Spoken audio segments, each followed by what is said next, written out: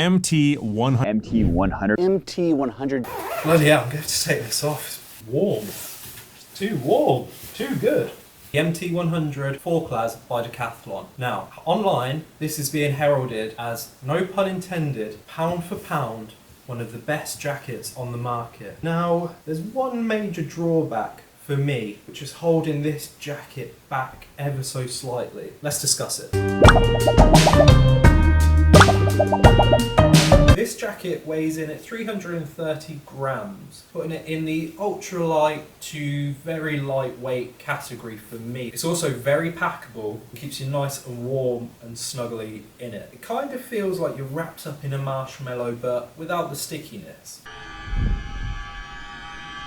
It's the Stay Puft Marshmallow Man. 35 GSM 15D polyamide material. So what that means is that it's extremely lightweight and soft and comfortable at the same time. The material is also water treated, so it has some level of water repellent properties as well. Decathlon claims that this jacket has a comfort rating down to -5. And as a man that needs to take a hot water bottle to the cinema, this I can attest for. It's kept me warm down to 0 degrees in the mountains. So I'm yet to test it down to -5, but down to 0 degrees, the jacket's performed really, really well. The design of the jacket, it has a elasticated waist and elasticated wrist cuffs, which helps lock in all of that warm air, which will loft into the insulation itself. It also has an elasticated hood. Oh, it's so nice. Finally, this jacket comes in at £60. You must be blinking joking. Which is an absolute bargain for a jacket with this kind of performance. You may be looking at about £150 for something like this. Now, with that said, let me talk about some of the things that I like about this jacket. I like it a lot. The biggest positive for me is the price of this jacket. At £60, you would imagine that the jacket's sewn together with pure hope and optimism, but it's not. The build quality is good throughout. The stitching is good, the zips work fine.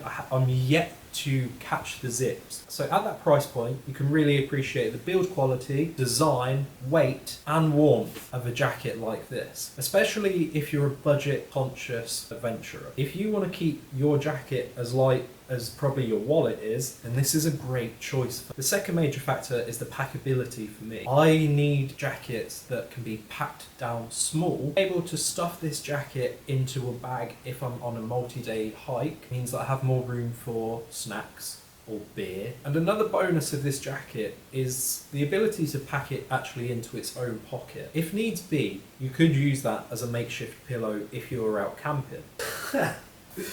What a twat. The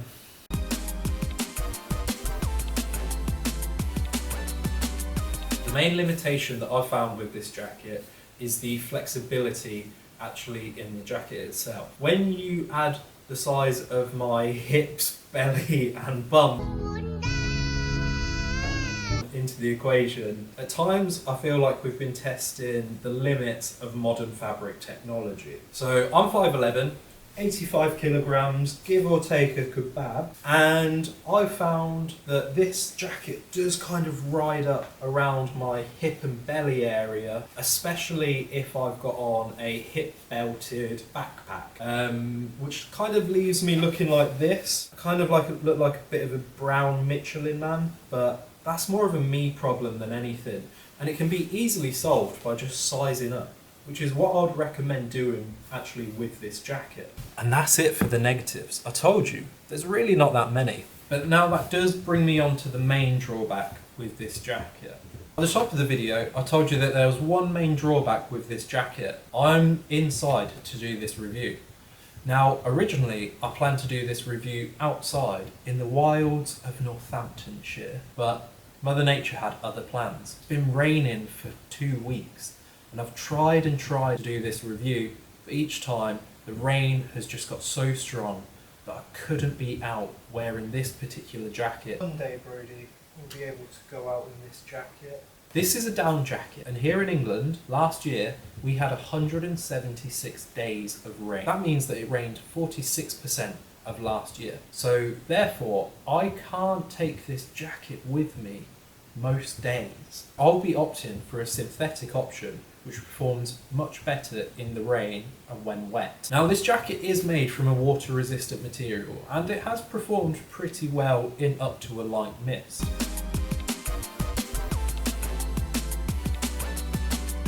This jacket is designed for low output activities, let's say, like walking, hiking, or camping, where warmth is important, but physical exertion and sweating is less of a concern. So I'd recommend this jacket for anyone that lives in a chilly but relatively dry conditions, and less suited for places with heavy rain or wet and humid conditions. Anyone that's looking to go ultralight on their next trip. The weight and packability of this means that it could fit into a smaller litre backpack like a 35 or a 40 litre, and it's that light that you won't even notice it. And finally, I would recommend this jacket to anyone who wants to start adventuring on a bit more of a budget. At £60, this jacket performs very well, and the major drawbacks and limitations that we've seen with it are not big enough to put me off this jacket. There's no harm in throwing a waterproof over this jacket. Now, don't be put off by the fact that this jacket doesn't perform as well as synthetics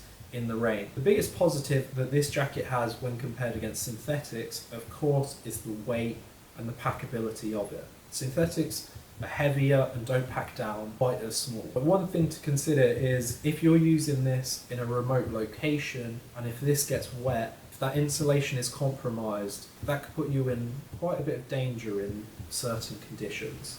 So just keep that in mind when you're comparing this against the synthetic option. Let me know in the comments down below if you've got this jacket or a budget down jacket that you think performs equally or better than this one. So I'm Ollie from Trail Tested Gear, and if you found this review helpful, please give it a like and consider subscribing. And thanks again for watching.